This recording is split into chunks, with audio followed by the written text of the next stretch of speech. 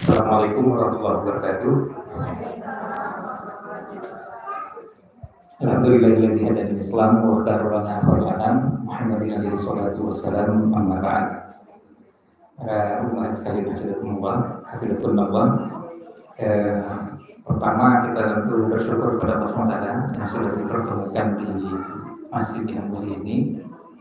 Kemudian yang kedua, ungkapan syukur ini juga kita lanjutkan dengan menyebut beberapa hal yang patut disyukuri.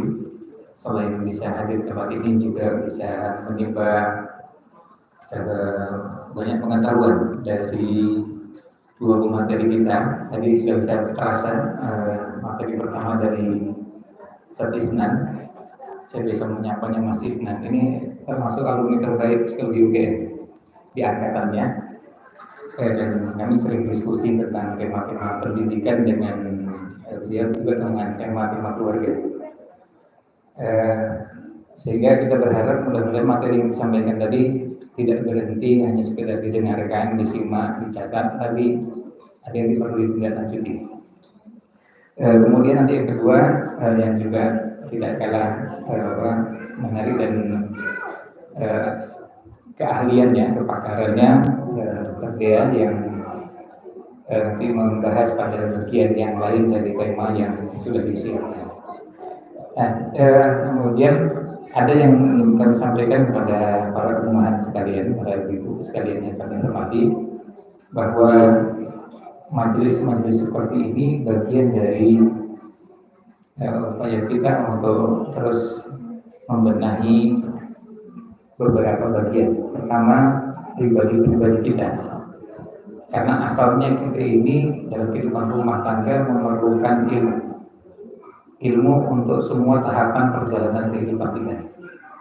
Jadi sejak kalau ibu dulu belum menikah, ya, berarti perlu ilmu ketika akan memasuki kehidupan pernikahan. Ketika sudah rumah tangga, perlu punya ilmu sebagai seorang istri. Begitu punya anak, perlu punya ilmu bagaimana mendidik anak.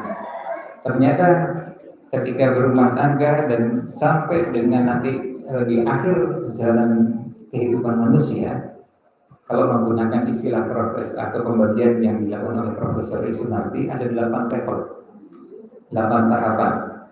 Dan di 8 tahapan itu ada yang membagi sampai 9 tahapan, mau 8 maupun 9, semuanya perlu punya ilmu, semuanya perlu siap dengan semua kerentanan yang mungkin muncul di setiap tahapan dan krisis yang akan dialami.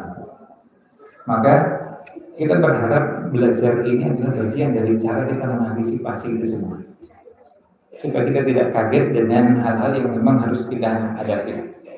Dan kita punya 2 prinsip yang kita coba akomodasi dua-duanya kita padukan. Yang pertama, kita memerlukan panduan syariat, kita memerlukan tuntunan, karena inilah pijakan utamanya. Ya, tuntunannya adalah syariat, ya tentu sumbernya Quran, sumbernya hadis, kemudian dijelaskan oleh para ulama lewat buku-buku dan karya-karya beliau ini. Lalu kemudian yang kedua, kita juga memerlukan ada riset, penelitian, kajian yang ini supaya apa yang didapatkan dari Quran dan Sunnah ini bisa diterapkan dalam kondisi kekinian dan kedisiniannya. Kalau kita bicara sejarah di masa lalu, kita ingin bisa menata dan menatap kehidupan kita, menata kehidupan kita sekarang dan menatap masa depan untuk diri kita maupun anak-anak. Makanya dua-duanya diperlukan. Di beberapa majelis kadang-kadang sisi panduan syariatnya lebih dominan. Di majelis yang lain sisi riset, penelitian, kajian dan terapan kekiniannya diperlukan. Dan kemudian ini dua-duanya perlu digabungkan, dipadukan supaya terjadi keserasian. Karena panduan syariat ini kadang-kadang kalau tidak didetailkan, bagi sebagian orang susah membayangkan bagaimana bentuk terapannya. Contoh paling sederhana yang dulu pernah kita angkat, ya ketika kita menjawabkan pertanyaan apakah Nabi Muhammad SAW itu kaya atau miskin, Itu kan pertanyaan yang tidak mudah dijawab. Ada sebagian yang ketika ditanya masih mikir-mikir. Menyebut kaya, ya tadi beliau pernah kelaparan, susah makan, tapi nyebut miskin juga kok harta kekayaannya di beberapa kesempatan kelihatannya banyak. Nah, tapi kemudian setelah kajian sirah nabawiyah yang dilakukan oleh Dr. Abdul Fattah As-Samman yang sudah diterbitkan dalam buku judulnya Harta Nabi Shallallahu Alaihi Wasallam, terbitan Pustaka Kautsar, akhirnya kemudian banyak orang yang terbuka matanya, oh ternyata Nabi SAW kayaknya luar biasa. Sebab sejak beliau menikah sampai akhir hayatnya, harta yang beliau distribusikan itu sebanyak 1.251.601 gram emas. Saya ulang lagi. Harta yang beliau distribusikan itu sebanyak 1.251.601 gram emas. Kalau ada orang punya kekayaan 1,25 ton, bukan beras ya, emas, ya. Itu kira-kira miskin apa kaya? Nah, kalau coba dihitung harga emas sekarang berapa? Ibu-ibu biasanya lebih tahu. Emas antam ya, bukan emas bagus, bukan emas, ya, emas batangan lah biar gampang gitu. Nah, 2 juta misalnya, kita yang pakai angka yang gampang gitu. Monggo dihitung 1,251601. Ya, 1.251.601 gram kali per gramnya 2 juta rupiah, berarti juta kali juta. Angkanya berapa? Nolnya 12. Berarti kan sudah triliun ya. Berarti kekayaannya yang pernah didistribusikan 2,5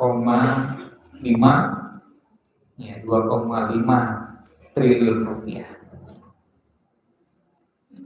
Nah, ini artinya berarti kita kadang-kadang untuk meyakinkan itu didetailkan dengan angka-angka, dengan data-data, akhirnya kemudian kita sampai berkesimpulan, oh ya ternyata Nabi SAW orang yang sangat kaya, tetapi di waktu yang sama beliau orang yang sangat zuhud, sangat dermawan, dan sebagian orang membahasakannya hidup minimalis dengan semua kesederhanaannya. Dalam Syama'il Muhammadiyah, rumah tangga Nabi SAW bantalnya cuma 1. Rumah itu ada berapa bantalnya? Ya, ada banyak bantalnya. Sementara kayanya, lihat kalau Nabi SAW beli bantal 100 pun kan bisa ya. Nah, kekayaannya 1,2 triliun itu kan cukup gitu untuk beli. Kalau beli bantal 100 pun cuma beli rumah yang megah dan mewahnya semewah-mewahnya juga bisa. Tapi tidak kita lihat kemewahan di rumah tangga Rasul Sallallahu Alaihi Wasallam. Maka kita belajar dari situ yang namanya zuhud yang dikenalkan oleh Rasul Sallallahu Alaihi Wasallam. Nah, termasuk dengan tema kita ini juga kita berharap mudah-mudahan dari 2 materi kita akan mendapatkan banyak masukan, wawasan yang mudah-mudahan bisa menjadi bekal untuk yang pertama, kalau kita mendapatkan pelajaran, semuanya berpikir untuk dirinya sendiri sebelum nanti berpikir untuk orang lain. Orang lain itu bisa anak-anaknya dan bisa orang-orang di sekitarnya. Nah, itu sedikit pengantar yang bisa kami sampaikan. Mudah-mudahan ini bisa menjadi motivasi dan inspirasi kita untuk mungkin mau terus belajar dan antusias menyimak materi yang disampaikan.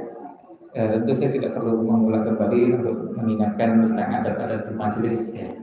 Karena saya yakin ini sudah jadi materi yang tidak asing di kalangan ibu-ibu sekalian atau umat sekalian. Demikian yang bisa kami sampaikan. Allahu a'lam. Sallallahu alaihi wasallam Nabi Muhammad wa ala alihi wasallam. Assalamualaikum warahmatullahi wabarakatuh. Waalaikumsalam.